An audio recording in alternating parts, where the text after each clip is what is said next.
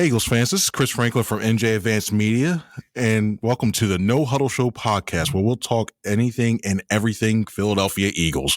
Before we begin, I want to remind you guys you can read our content on NJ.com/Eagles and make sure to bookmark that. And also, that's where you can get the latest Eagles news and analysis. Today, once again, I'm joined by co-host Cayden Steele, but we have a new addition to our cast right now. That's right, we're going to our trips package right now. We have somebody new, ladies and gentlemen. Is Bob Brookover. Bob, welcome to the show. Hey, we got a bunch formation now. I don't know what we're going to do out of it. We're going to go down the field. We're going to run. We're not going to run. We're going to pass. Anyway, go. We'll use some motion. We'll actually use motion in this offense. I think I like that. But yeah, Bob's joining us for the rest of the season. He's helping out when it comes to that. And Bob, can you tell us a little bit about yourself? Yeah, I've been doing this business for about 40 years now. I covered the Eagles before for the Inquirer, covered the Phillies for about 26, 7 years for the Inquirer, did the Eagles for I think 7 or 8.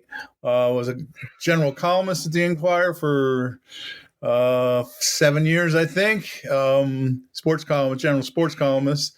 Before that, I worked at the Delaware County Times and the Camden Courier Post. And started at NJ.com covering the Giants. And in the middle of this season, I got traded to the Eagles, gained a lot of games in the standings. Looking forward to whatever runs ahead here, last 5 games and into the playoffs. And looking forward and already enjoyed working with you guys and looking forward to my first No-Huddle podcast with you two. Thank you very much, Bob. We're looking forward to talking. We're looking forward to talking to you today and you joining us. It's great. And we're also now going to Cayden. Cayden, how are you doing today? Doing well. Glad to have Bob here for his first episode. And I'm excited, similar to Bob, for these last 5 games to see what happens. Obviously, for Eagles fans who are listening to this podcast, you probably didn't love the way things went Sunday, but this month of December is going to be a pivotal stretch. And it's probably going to be, a bunch of, people just having high pulses, just, freaking out, especially the way this team's been playing recently. But it should be fun down the stretch. And the atmosphere at the link, and then for you, Chris, traveling on the road for some of these games, including that Seattle game, is going to be a fun way to end the season for you guys. Yeah, it's going to be interesting for sure. Always that when they go down, especially with this upcoming game, which we're going to talk about later, this Dallas Cowboys team going down to AT&T Stadium. That atmosphere is always a little crazy at times when you get all the Eagles fans that travel and you get all those Cowboys fans down there. But yeah, it should be interesting at the end of the season. Well, the one part that we saw their last game, which makes this upcoming game puts even more weight onto it, was that 42-19 loss to the San Francisco 49ers. We all were there in the press box to witness what happened, and yeah, it wasn't pretty at all when you look at the way that the Niners dominated both sides of the ball. I think whenever you talk about the the bright spot of a game probably being your special teams and your punter, ain't a good day. So you're looking at that. So I'll open up with this right now. I'll start with you, Bob. Bob, what do you think the biggest worry is with this team after that lopsided loss? Just getting that defense together. The fans and a lot of outside noise for weeks and weeks as the team went to 10-1 was that there's a problem with Brian Johnson and the play calling. And in the meantime, while all that was going on, the defense was kind of quietly falling apart. They've allowed, I think, 435 yards per game over the last 5, nearly 30 points a game over the last 5. And if you look at that in the context of where would they rank if they did that all season, they'd be, I think, 31st in points allowed and last in yards allowed. So that, that's got to be fixed. Sean Desai, we had a news conference the other day. I think he was asked 20 questions, and I think he used "we got to be better" line about 21 times out of those 20 questions. They weren't all about that, but he basically was well aware that there's a problem and it needs to be fixed, and it needs to be fixed in a hurry. And if it's not fixed in some regard this week in Dallas, where the Cowboys have been averaging 40 points a game at home this year, it could be ugly this Sunday night in Dallas. Yeah, it really could. Right now, currently, his team is averaging, is allowing 350.6 yards per game, which has them. We hear all the time that Nick Sirianni talks about they don't like being in the bottom 10. Well, yeah, they're flirting with it. Cayden, what about you? What have you seen? What did you see from last night's game that has you worried? Yeah, it's hard not to pick defense, right? Especially watching Kyle Shanahan. And albeit he's a great coach and he does it to a lot of defenses, but know exactly where to pick on with the linebackers and know exactly to go to Jawan Jennings against Eli Ricks. Like he knew exactly what to do. This defense has a lot of holes. Against Buffalo, they couldn't get any third down stops, it seemed, against Josh Allen, especially on third and long, multiple times. He tore him apart. So defensively, there's a ton of concern, and I think most realistic, they got to fix that because, if they can't stop anyone, they're not going to win any games. But offensively, the concerns with Brian Johnson and the way they've been productive this year is still real to me. In that game against the Niners, they lose 42-19, but you go back and if they score 2 touchdowns instead of 6 points in the red zone, and I know it's a lot of what if, and that didn't end up happening, but it would have been 14-0, and that game could have been a lot different. Could have got a big lead early on. The offense hasn't been efficient all year. Even though they still rank top 10 in most categories, they still score a lot of points. They still get a lot of yards, but it's never looked super efficient. And there's not been a point this year consistent where I've been like, this offense is as dangerous as it was last year. So because the defense is struggling, the offense, they need to play even better. And maybe you could say that's unfair, but last year you felt like they could make up for any, struggle maybe the defense would have had. They could compete in any type of shootout. They had everything that, was that you wanted for them to win games, offensively. This year, the run game hasn't been as efficient, and I know fans are clamoring, outside the NovaCare for them to run the ball, but at the same time, even when they do, it hasn't been super efficient. The offensive passing game still looks kind of clunky, especially recently, and a lot of that has to do with Dallas Goedert being out, but just overall, it just seems like things aren't fully gelling. Like there are moments where you see things that you like, but it's a real concern at this point in the year where we talked about last week on the podcast, Chris, where we talked about the identity of this Eagles offense, and I'm still not sure what that identity is, at least the one that's going to help them, get back to the Super Bowl, because week in, week out, there is too much inconsistency for this team to thrive and, be a offense that really threatens the top defenses in this league like the 49ers, and they couldn't do it last week.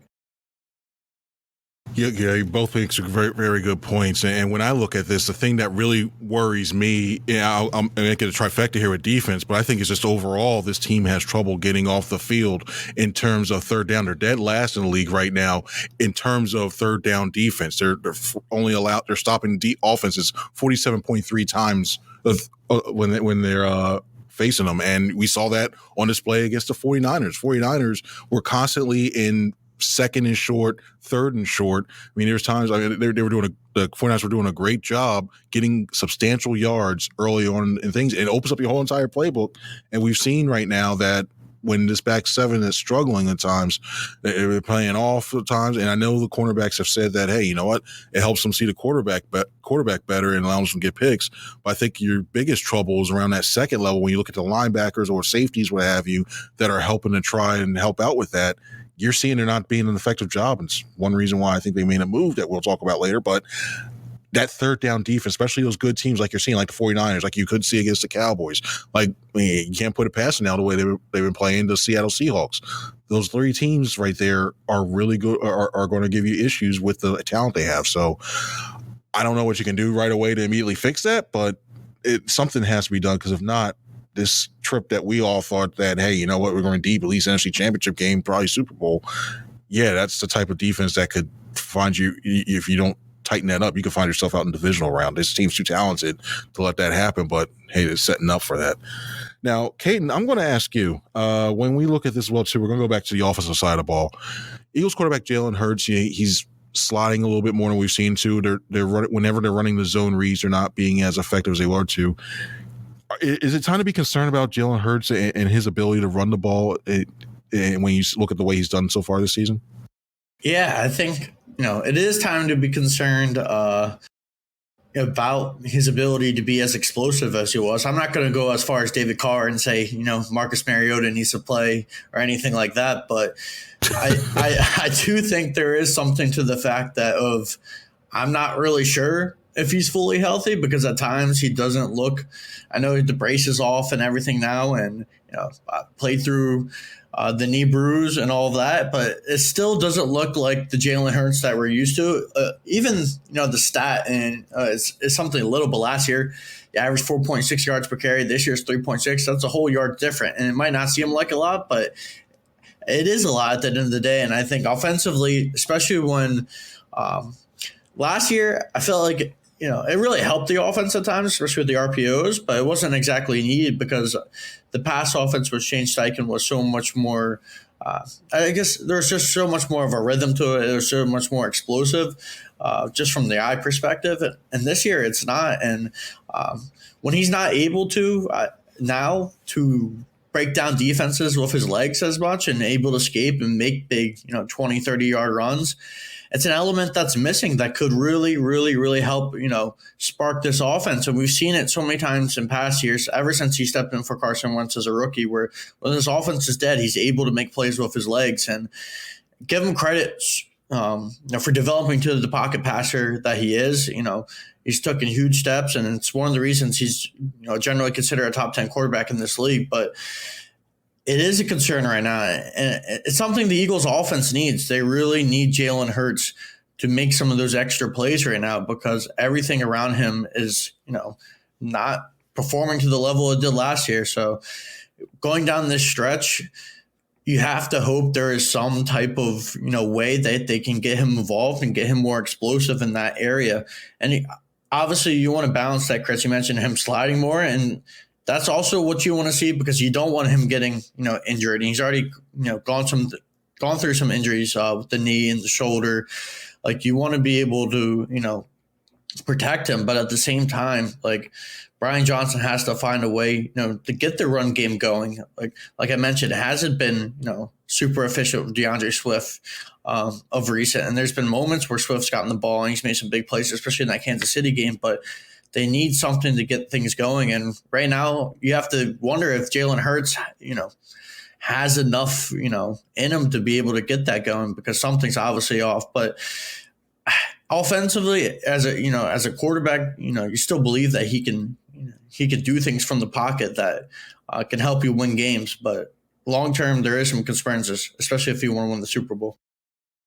Yeah, and to give you guys some ideas about what his rushing numbers look like, I know he just dealing that bone bruise around earlier this season. Since the bye week, since he had that rest, 33 rushes, 114 yards, which is an average of 3.5 yards per carry, 10 first downs and 5 touchdowns. And we know the brotherly show is part of that, but yeah, when you take all the quarterback sneaks out of it, it only goes up to 4.5 yards per carry, 6 first downs and 2 touchdowns. So yeah, something the Bears watching for the rest of the season when it comes to that.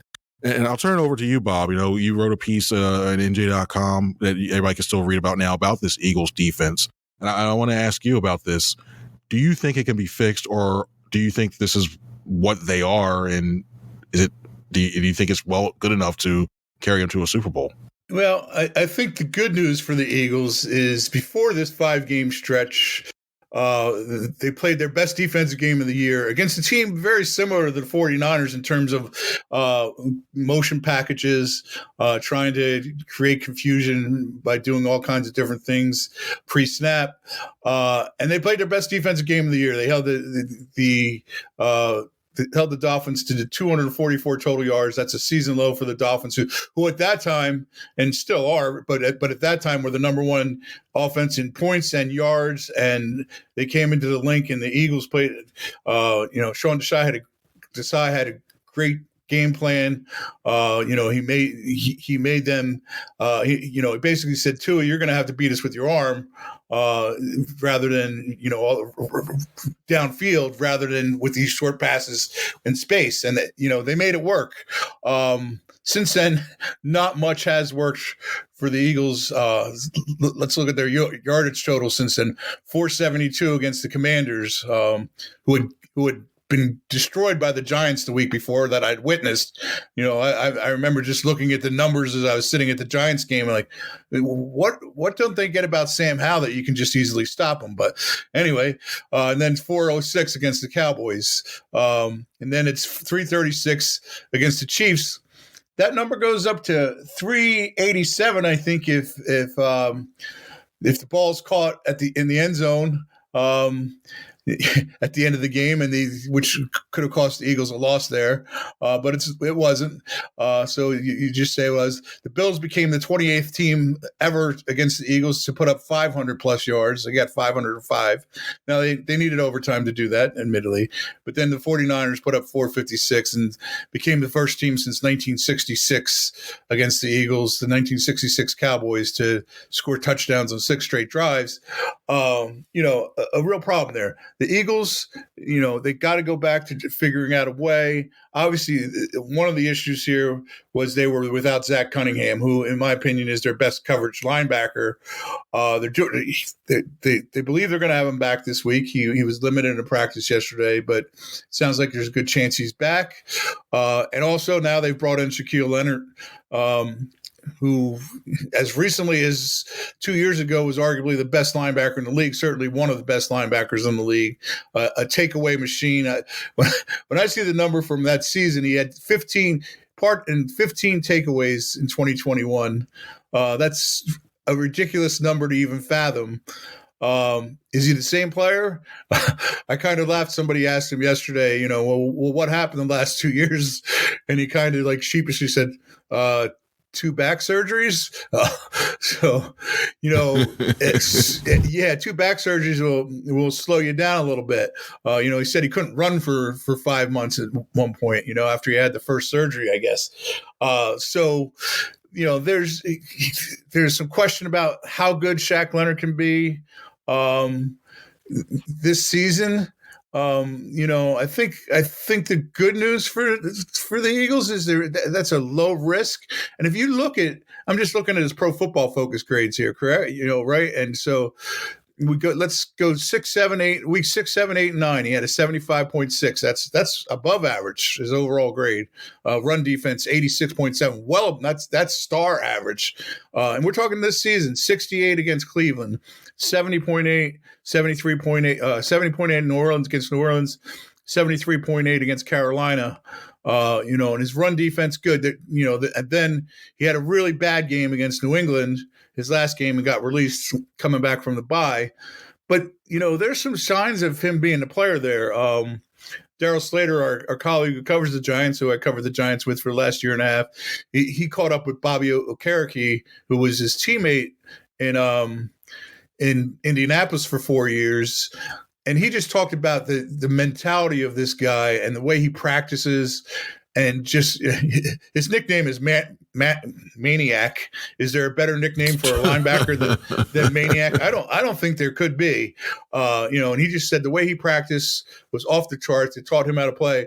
And having covered Okereke, you can see like, that's where all that came from, because Bobby Okereke is that kind of player. So I'm really eager to see the influence he has in the locker room, and B, what he has left. I mean, this is also a guy who was obviously a great guy off the field. He won the Ed Block Courage Award with the Colts.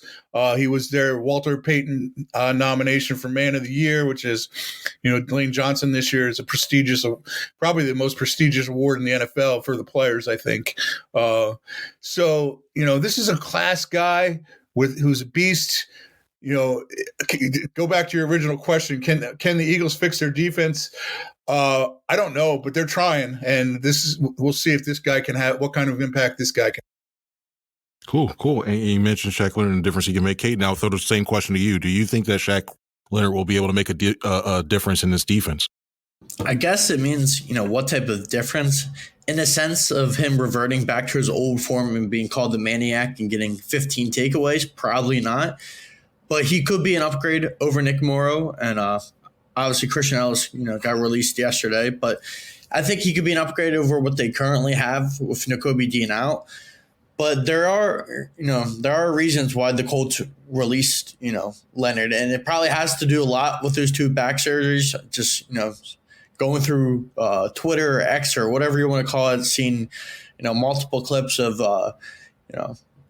Shaq getting beat on some plays, taking some bad angles, or it just looks like maybe the athleticism isn't there anymore. So, at this point in the year, when you're going into week 14 and you're having to sign a linebacker that was cut by a team that looks like is going to make the playoffs in the AFC, and they got some pretty good linebackers, Zaire Franklin, EJ Speed, but it shows you they don't think Shaquille Leonard is the same player that he used to be. They felt pretty good about just releasing him, and he is a good guy, and he was beloved by the fans, but it seemed like, they think his best football is behind him. So maybe, a fresh start would do him good and the Eagles will get lucky. But going, to sign a linebacker that has some injury concerns, I saw his snaps decrease this year to pretty much a 2-down linebacker. He wasn't playing, all 3 downs. I think it's really concerning, and I don't know if it's going to fix the defense. And getting Zach Cunningham with him back will really help. Zach Cunningham's, I think, been one of the biggest surprises of this entire season. Been their most consistent linebacker. So if you can get just 80% of Shaq Leonard was, or 75% of Shaq Leonard was, and then I think you have a win there. But it makes you kind of think back to the offseason, especially the way this linebacker just units play this year. The team really thought that Nakobe Dean would take that next step, and not sure what he is as a player yet because he's been injured so often this year. We don't know if he is the long-term answer at that position. And then the other position they never really addressed. They signed Nick Morrow, cut him in training camp, brought him back. They brought in Miles Jack as well at the same time as Cunningham, just kind of throwing, taking chances out there and hoping one would stick. And Cunningham did, but it makes you think how he evaluates linebackers. It's something that he doesn't necessarily address in the offseason. He let both TJ Edwards and Kaiser White walk in the offseason. And they had their ups and downs, especially in that Super Bowl, but for the most part, they were a really, really consistent group of linebackers. Probably the best linebacker play that the Eagles have had in a long time.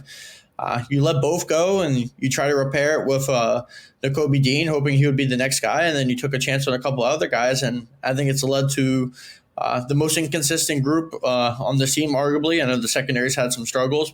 So now you're bringing in Leonard to kind of fix it the last second. I just don't think, that strategy is, really smart. You had to do it. Like Bob said, they're trying to fix their defense. They realize the group isn't really strong, and you hope Leonard's, his IQ and his experience and the way he approaches the game, helps you fix some things. But athletically, does he have anything, left compared to what he did, a few years ago? And the answer right now is probably no. So Eagles fans should probably, simmer down the expectations and not expect the all-pro version to show up. The guy who for a long time was talked about as the best linebacker in football, Fred Warner. We'll see what happens, starting Sunday if he plays. I'll just tell my quick favorite. We got this guy after he got released and wasn't wanted anymore. Linebacker story in Eagles history, probably in Eagles history, is Jeremiah Trotter, who the Eagles released or let go as a free agent. He signed with Washington, played 2 years there. After his second season, they were disappointed in him. They released him. He convinced, after pleading with the Eagles to sign him in the summer, late in training camp, the Eagles signed him. They made him sit. I think how many games was it? They made him sit like 6. I think. Let's see here. They made him. Was that the Mark Semino year? Mark Semino was the guy they wanted. Goodness. And so 1, 2, 3, 4, 5. He played special teams for 5 games, was maybe their best player on special teams. And then finally they said, Well, and then I think somebody had to sit out in week 6. He came in, had 8 tackles, 2 tackles for losses, and a pass defended.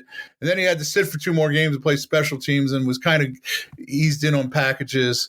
And then they got killed by the Steelers. And the following week, they said, okay, Jeremiah, you're our starting linebacker now. And he made the Pro Bowl. And, he was a starter for the rest of the year for a team that went to the Super Bowl. That's the best case scenario for a linebacker who a lot of people didn't think had anything left in him.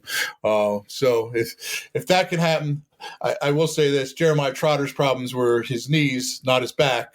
So we'll see.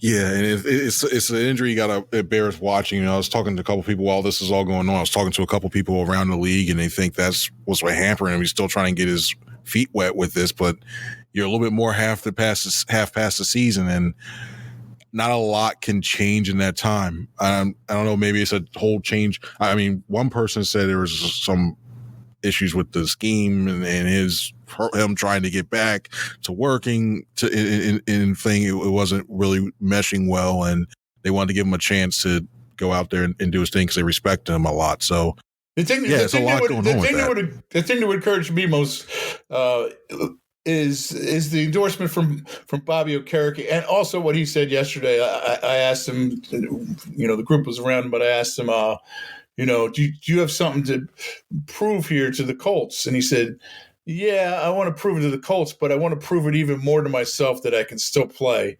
So that, the determination, and, just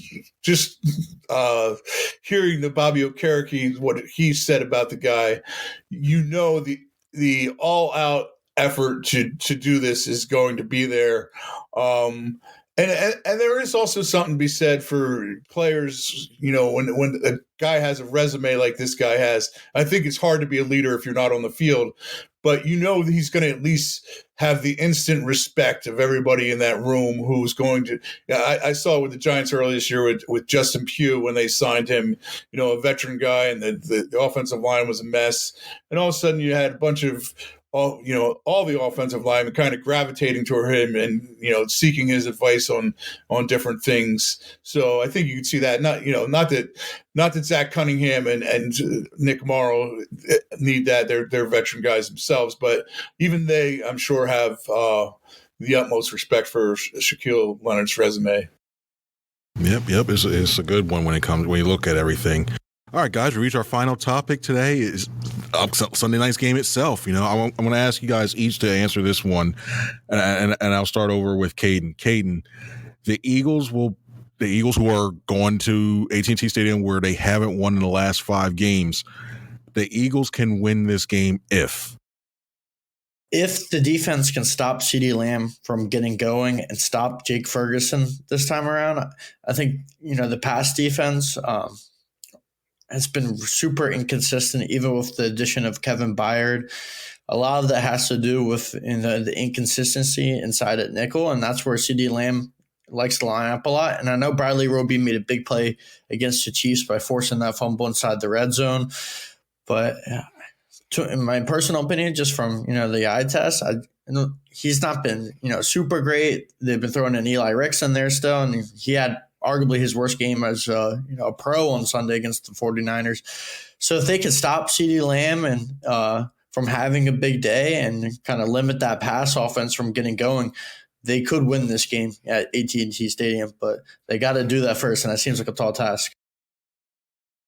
Bob, I think the Eagles will win this game if it goes back to what Cayden just said there about a turnover in Kansas City being all the difference in that game.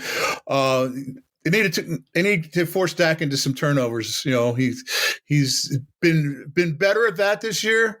But he's still prone to throwing interceptions. He's got 6 this year. To me, to win on the road in a place where the Cowboys haven't lost in 14 games and have been just dominant this season, and they actually showed some vulnerability against the Seahawks for the first time all season. That was really the only close game they've even played there. But you're going to have to force a turnover. in order to beat them. At least one, probably two. If you can do that, you got a shot. And they're also going to have to score here because as I pointed out, the Cowboys are averaging 40 points a game at home this season. So you're going to have to hold them at least into 30, and you're going to have to score with them. So. And I agree with a lot of you guys saying. I think the Eagles win this game it's going to have to be complimentary football in the terms of this. You have to, and I'm not asking for coffee like this guy was, like those two guys that were standing outside the NovaCare complex. I mean, it's cold, and when we're recording this, it's cold, and down here in South Jersey and in Delaware, it's just some snow flurries right now. But you got to run the ball effectively. They need to tweak that run the game a little bit. It's not the end all be all that you need 40 rushes per game and 3 yards in a cloud of dust, but tweak it to the point. The one thing I'm still waiting for to see is this team was having a lot of success when they were running out the pistol formation, where Hurts is still a couple yards behind the line, behind Jason Kelce to get the snap, can still see the defense and see what they're trying to do, but you have Swift, Gainwell, what have you behind them to be able to still run effectively and get that head start to run downhill. I look at that. I look at the regular Hurts under center to try to change some of that stuff up and the play action pass that comes off of it, because I really think if you start establishing that, the Cowboys, especially when you see their defensive backs, they agree. If Deron Bland, especially, he takes a couple steps in and then you run out and up on him, I think you can burn him. And I look at what the Seattle Seahawks did, especially this side with DK Metcalf. I think you rely a lot on A.J. Brown the same way he did that on the play action pass to burn them that way. And the more and more you run the ball, keep that time possession, you don't have to put that defense out there. You lower the score, you win the game. It may not be pretty, but at this point right now, you need a tiebreaker, you need that division, and you need that 1 seed overall. Chris, I like your game plan. I like your game plan a lot. Hey, I wish to be a fly on a wall in those meetings. I just want to be there one. I think you should outline that and hand it to Nick when we do our little after the Friday news conference when he just does the informal thing. Here, Nick, try this. And I feel like we had to chuckle within the bleep bleep bleep bleep. Anyway, hey guys, thank you guys very much. Bob, this is your first. You made it through. You're part of it as well too. You made it through it. We got the trips package works. Well, I like it. We got to do our predictions. Yeah. Oh, you gonna do that? All right, cool. What do you guys got? Yeah, I guess I'll start off first. You mentioned Dallas putting up almost 40 points at home this year. It's gonna be really, really tough. It's a big game for both teams. The way that Dak Prescott has been playing this year has been super impressive. And the MVP conversation, last week, we all saw Jalen Hurts, name at the top of that conversation. Now this week, it's been Brock Purdy and it's been Dak Prescott. And through 13 weeks, Dak Prescott's been playing some of the best football of any quarterback in the league. And Bob mentioned, they need to force him into turnovers, and they really do, because, Dak's been more careful with the football this year. The offense has been a lot more efficient. And the way this defense has been playing, even with the addition of Shaq Leonard, I can't see them stopping Dallas at Jerry's World. I really can't. And then on the other side of things, offensively, they do need to score a lot of points. And, they scored 28 last game against the Cowboys, but the offense, had some struggles in that game, especially against that pass rush of Dallas in the first half. We all saw Jalen Hurts, take that low hit from DeMarcus Lawrence, come off the field, cause a scare, at Lincoln Financial Field. But the Eagles defensive line, or Eagles offensive line, is obviously really good. But this Dallas defensive line, they stack up with some of the best in the league. And they do on the other side as well. The offensive line is really good with Tyler Smith, Zach Martin. They can give Dak plenty of time. So it's tough to beat a team twice in a single year. And I know Eagles fans don't want to hear this, but I think they're going to drop this one in Dallas, like 30-27. So it's going to be a close game, but I don't know if they're going to have enough firepower this time around. Hey, no worries. You got to tell it like it is. You got to go with that. Bob, what do you got? Well, I'm just going to give you a score and the good news. The score, I'm with Cayden in a lot of the things he said here. I think the Cowboys are going to win this game 31-24. I think the great news for the Eagles is they still really have their own fate in their hands as far as the division. Losing in Dallas is a disaster in terms of that number one seed, because I'm not sure the 49ers lose again. Their toughest game left on the schedule is at home against Baltimore. It's obviously a tough game, but the 49ers look like the best team in the NFL right now. And I think they're better than the Ravens. So if the Eagles lose this game, they could be giving away the number one seed. The good news is they're not giving away the division. Yes, they'd be tied with the Cowboys at that point. They'd both be 10-3. But the Eagles hold the tiebreaker. Should the Eagles win out, should they be able, and that's no guarantee because they got to go to Seattle the following week. Not an easy place to win. They haven't won there since the Phillies won the World Series. And as we know, that's getting to be a long time ago now. I was at that game.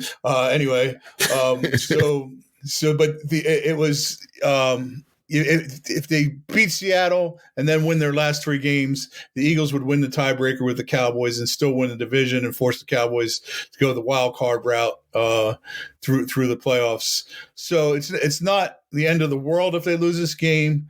If they win this game, now they're looking at a good chance of having the number one seed. It's a really important game, but it's not dire if they lose to the Cowboys Sunday. Well, you know what they say about the triple whammy, so I guess the Eagles are going to win because I'm picking the Cowboys as well too on this one. I just look at the way the way I look at it is I look at Dak Prescott and how he is home and away is night and day. And I know he covered the Eagles the last time he was up here at Lincoln Financial Field. He had a decent game, and save for him stepping out of bounds with a 2-point conversion and other things. We'll probably talk about that first game as a loss. When you look at him when he's on the road, he's thrown for 8 touchdowns and 4 interceptions. When he's at AT&T Stadium, 18 touchdowns and 3 interceptions. So I look at that there's something about the place. I don't know if the Eagles have to walk around the outside with Sage and do something or whatever have you. I don't know if they change their pregame routine when they're eating down there or something like that. But I just have the Cowboys win this game 34-31 and buckle up because it's going to be this last 4 games after this Cowboys game. Oof. It's going to be a lot of scoreboard watching, a lot of red zone Sundays and everything else with that. So with that, guys, I want to thank you guys for. Wait, okay. Oh, it's called timeout. We got timeout. Because you made me think of something when you were talking about doing their little voodoo dance to try to win no. Two things. Here's what they need to do. This goes back to 2009, and Dave Spadaro was caught on tape spitting on the star. Spuds! No. Yeah. So maybe they could either try that, or they could bring back T.O. to do the dance on the star, and and kill him the star. Those are the 2 things they could do. Other than that, no. I just wanted to tell those 2 stories. Anyway, close it up, Chris. Take us out. I can show you one thing that you won't see. You won't see Jalen Hurts doing a guitar thing as he's coming out the locker room to the field. I can assure you won't see that. Anyway, Cayden, Bob, thank you guys for joining the show today. It was a lot of fun doing this. For everybody else that's listening, thank you for taking the time to listen to our podcast. Make sure you subscribe to it. Also, make sure you continue to check out NJ.com/Eagles. We'll have all of our content on there. So for Cayden, for Bob, I'm Chris. Everybody have a good one.